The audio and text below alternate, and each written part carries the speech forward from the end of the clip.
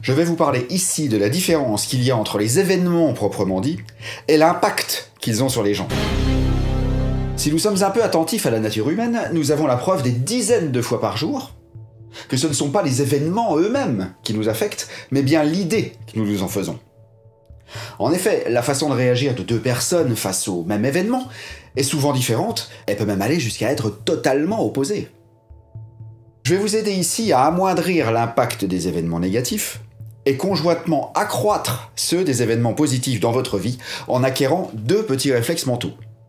Restez donc avec moi et à la fin de cette vidéo, vous aurez appris comment faire un pas de plus vers la paix intérieure grâce à un petit entraînement quotidien. Comment se fait-il que deux personnes vivant sous le même toit réagissent si différemment face au décès d'un proche commun, par exemple? Comment se fait-il qu'une personne à qui vous faites un beau cadeau s'effondre en larmes, alors qu'une autre à qui vous faites le même cadeau vous dira à peine merci? Eh bien, tout est question de programmation. Nous sommes programmés de A à Z par des mémoires qui colonisent notre psychisme, filtrent et tirent les ficelles de chaque domaine de notre vie. En gros, c'est le système d'exploitation de l'ordinateur qu'est notre cerveau. À quoi sert un ordinateur sans système d'exploitation, vous voulez bien me dire? À rien. Même le plus puissant au monde, si vous ne lui installez pas Windows ou Mac OS X ou autre, il sera incapable de faire la moindre chose constructive. Eh bien, votre système d'exploitation, votre Windows ou OS X, correspond à la somme des mémoires que vous avez acceptées depuis que vous êtes né, plus les résidus karmiques des autres vies que vous avez décidé de nettoyer dans celle-ci. Je dis bien accepter, car rien n'a pu ni ne peut entrer dans votre psychisme sans que vous ayez donné votre aval. J'explique cette notion ainsi que son corollaire, qui a la responsabilité dans ma liste de lecture sur le Ho'oponopono ici.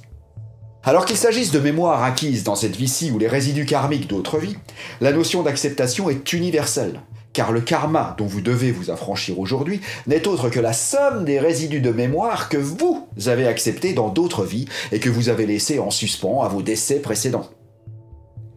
Voyez donc aussi ma liste de lecture sur le karma ici. Donc, quel que soit le trouble qui vous affecte aujourd'hui, vous en êtes intégralement à l'origine, que vous le vouliez ou non. D'où l'importance d'accepter dès maintenant cet état de fait, afin de pouvoir travailler efficacement et le plus vite possible à sa rectification. Alors l'exemple, vous êtes en soirée, en train de festoyer, la cravate défaite, un pan de la chemise qui pend, plein de confettis, vous dansez bourré en chantant la digue du cul, avec la bouteille de champagne à la main, rien n'a d'importance, la vie est belle. Et là, votre téléphone sonne. C'est votre mère qui vous dit que votre frère, qui habite à l'autre bout du monde, est décédé ce matin dans un accident de la route.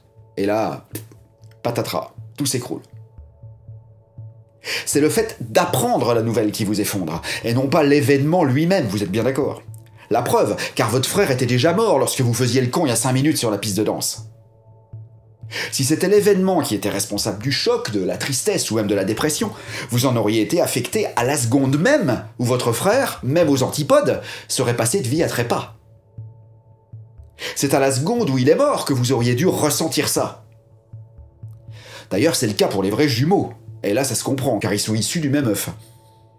Mais chez les personnes non jumelles et ordinaires, pourquoi est-ce que c'est pas le cas? Eh bien, car nous avons un système de protection qui est la porte de l'acceptation, et qui peut nous sauver littéralement des périls d'une vie de labeur. Imaginez que personne ne vous dise que votre frère est décédé. Vous auriez pu vivre des jours, des semaines, des mois, des années même, sans ressentir la moindre peine, car l'information ne vous serait pas parvenue. L'information, et non pas l'événement. Eh ouais. Voilà une fois de plus pourquoi il ne faut jamais regarder, écouter ni lire les infos sous quelque forme que ce soit, car vous polluez votre mental avec des nouvelles de la vie des autres qui ne vous concernent pas dans 99,9% des cas. Et voyez donc ma vidéo sur les ravages quotidiens des mafias politico-médiatiques ici.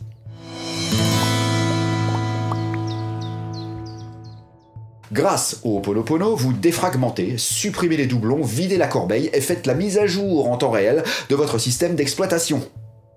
Vous demandez à plus grand que vous, votre Aumakua, le supraconscient, de s'occuper de nettoyer tout ça sans aucun effort, grâce au mantra bien connu « Désolé, pardon, merci et je t'aime ».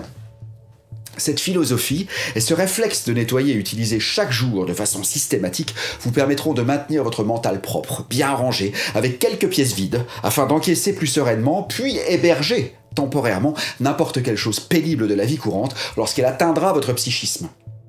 C'est un fait. Donc je vous encourage à découvrir et surtout mettre en pratique tous ces enseignements si vous voulez que votre quotidien ressemble à une belle prairie, avec peut-être quelques taupinières ci et là qu'il vous faudra éviter et niveler, oui. Mais pas un grand canyon dans lequel vous risquez votre santé, votre joie de vivre, et même votre vie à chaque pas. Pour ceux qui découvrent mes vidéos, et qui ne connaissent pas le Ho'oponopono, voici un moyen tout simple afin de non seulement supporter beaucoup mieux les mauvaises nouvelles, mais aussi apprécier beaucoup plus les bonnes. Voyons comment faire.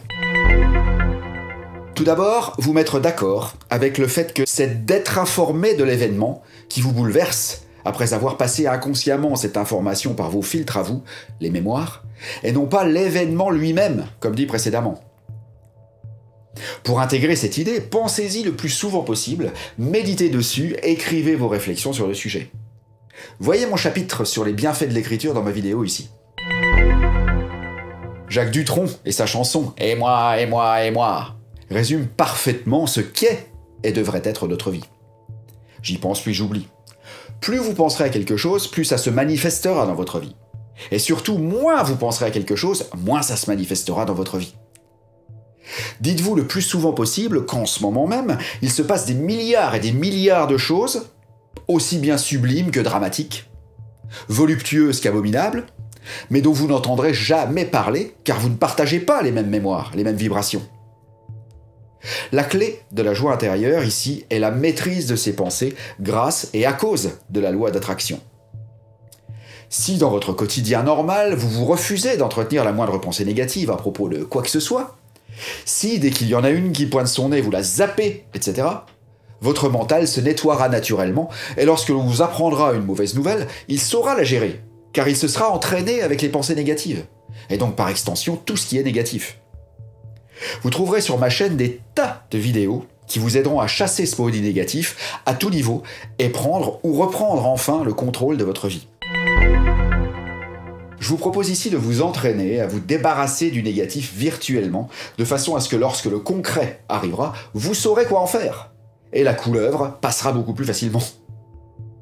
En gros, si vous apprenez à combattre les fantômes, vos pensées, chaque jour, lorsqu'il ne se passe rien en dehors de votre tête, lorsque le véritable monstre viendra essayer de vous dévorer, la mauvaise nouvelle bien concrète, vous saurez vous protéger, vous rétablir et même en sortir définitivement grandi. Ce qui, au passage, est la finalité du karma. Hein. Et c'est génial, car dans votre tête, vous avez le droit de faire des erreurs, de vous tromper autant de fois que vous voulez. Ce sera votre répétition, personne ne vous voit, personne ne vous entend. Tout comme un groupe ou un acteur répète sans public aussi longtemps qu'il lui faut pour être parfait lorsqu'il monte sur scène. A l'inverse, dès que vous n'avez pas de négatif à gérer et que votre vie s'écoule normalement, un long fleuve tranquille, privilégiez les pensées de choses que vous désirez. Pensez le plus souvent à ce que vous désirez dans la vie, et dans la mesure du possible, essayez de ressentir ce que vous ressentiriez si c'était déjà le cas. Vous trouverez en description de cette vidéo des liens qui vous aideront à y parvenir, grâce notamment aux écrits de Neville Goddard et Wallace Wattles, ainsi que ce petit livre rouge, ça fonctionne ici.